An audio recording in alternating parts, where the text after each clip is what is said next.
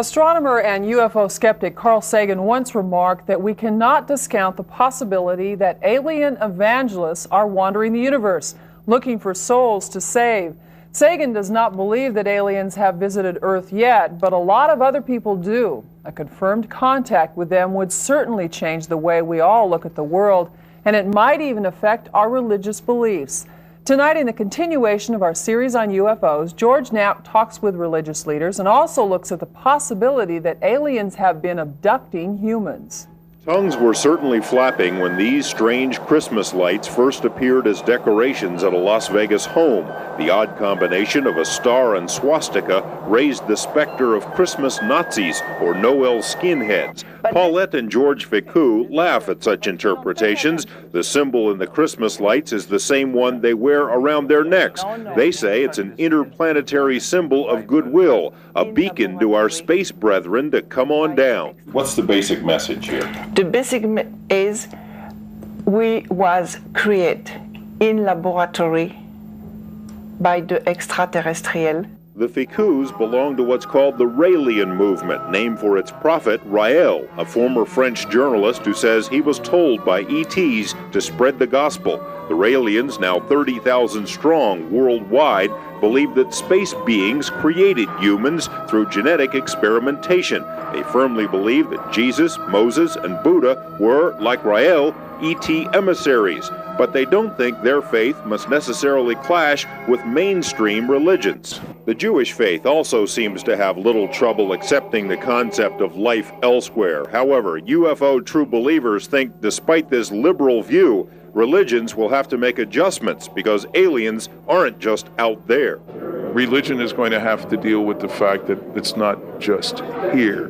We're going to have to deal, as important as the Copernican revolution, the Earth isn't the center of the universe. Now, man isn't the center. Some people have trouble with that. One of the few religious doctrines that has difficulty with the alien concept is the fundamentalist Christian view. Many fundamentalists say UFOs are definitely real, but are satanic in origin. Author Whitley Strieber presents what could be an even greater challenge to contemporary religious thought. Strieber is one of thousands of people who claims to have been abducted by aliens. The alleged encounters follow the same scenario over and over again. Small gray beings with big heads and dark oval eyes pick up a subject, take them off on board a craft, perform medical exams, and then drop them off. Strieber has written 2 best-selling books about his experiences at his cabin in New York. This experience, because it happens at the edge between dream and reality and seems so caught up in mythological symbolism and things like that, it seems to me has got something to do with the soul, and that it may be that that is the primary issue here. I don't know. We don't know much about the soul in our life, in our world, but maybe the visitors are not so blind to the soul as we are. Maybe they do understand it more.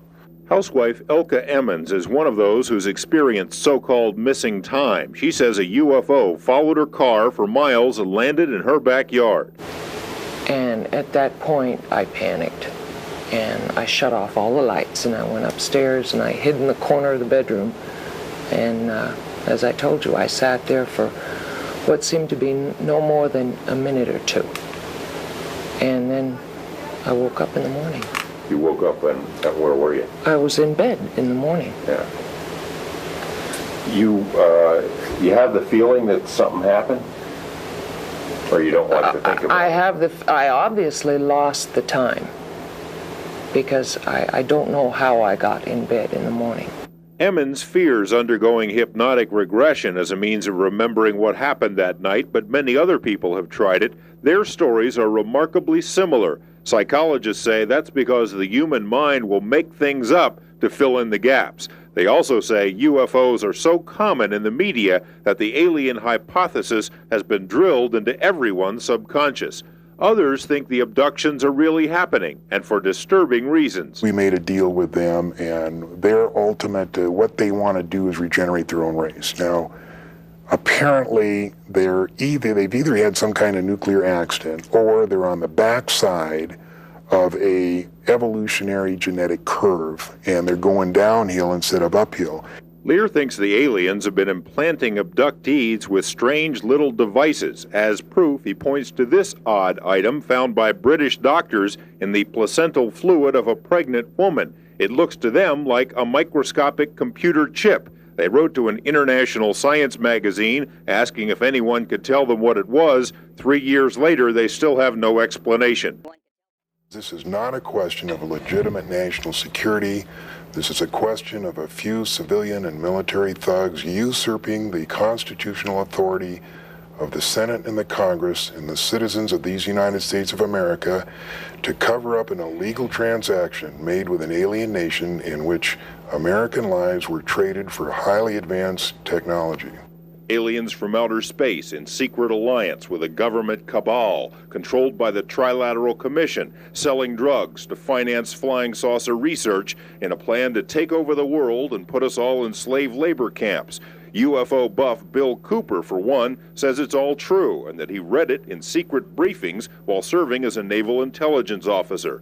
No such conspiracy theory would be complete without tying in the John Kennedy assassination. But what does any of this have to do with UFOs? President Kennedy had taken offense to the sale of drugs to the American people to finance the black projects, and that he thought the American people should know what was happening and that aliens were here and be able to decide their own fate. And for that reason, he had to be killed.